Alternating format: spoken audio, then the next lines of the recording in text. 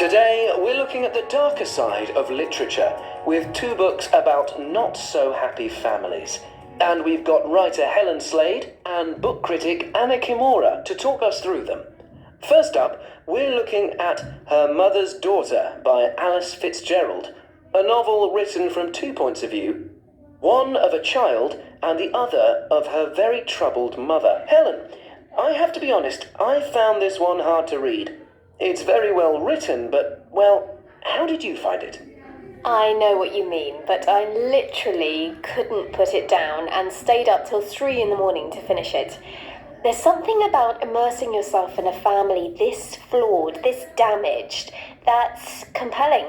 You'd never want to be in that family yourself, but that's what reading is about, isn't it? Wearing someone else's shoes for a while without ever having to live their reality. You surprise me. The families in your own books are a million miles away from this one. Yeah, my readers can always be sure they're going to get a happy ending, which you definitely, I don't want to give too much away here, but you definitely don't feel like a happy ending is coming for these characters. Okay, so don't mention the ending, but can you just describe for listeners what the book is about? So, it's about a family with secrets. The mother has hidden her troubled childhood from her husband and her 2 children, but of course it's shaped her entire personality and how she behaves as a mother and as a wife, which is especially obvious when we're reading the sections told in the child's voice, even though the little girl herself doesn't understand the meaning of everything she's seeing. For me, what was really so shocking was less what happened to the mother when she was a child, but how the mother treated her own children. Why is that, do you think? I think we're all programmed to see mothers as something sacred and pure.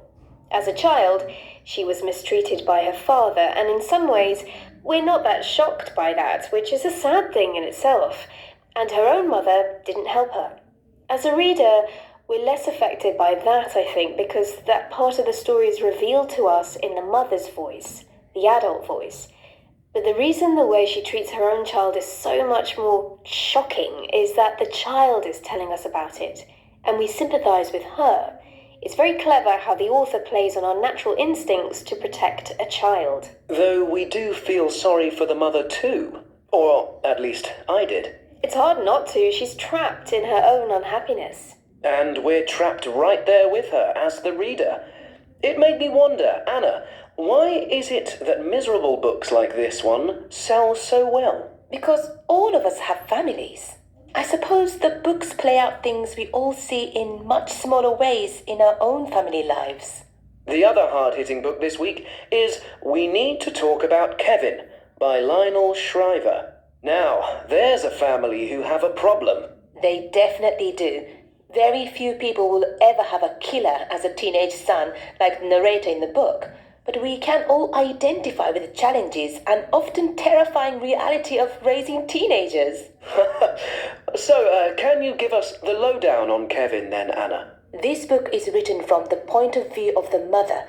In letters she's writing to her husband, Kevin's father. Again, we shouldn't say too much about the ending, but the way the author uses the letters is very clever.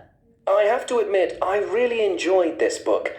It's a difficult topic, but it was much easier to read than Her Mother's Daughter. As Helen said before, it's about the voice of the narrator. There's no child's voice, and in this story, the victims in many ways are the adults. Though, of course, Kevin's sister is a victim of her brother's evil. Yes, and the idea of where evil comes from is a theme that comes out in both books. If you choose to call it evil, that is, I prefer to describe it as a complete lack of empathy. The mother in Her Mother's Daughter had a terrible childhood, but Kevin's from a happy home and good parents. Is he, though? The mother often admits she found motherhood hard. Aren't we supposed to think she might have caused Kevin to turn out the way he does? Just like in Her Mother's Daughter. Both books certainly look at how the mistakes of the parents affect children, and this is another reason we relate to these books. Parents are always worrying if they're doing a good job.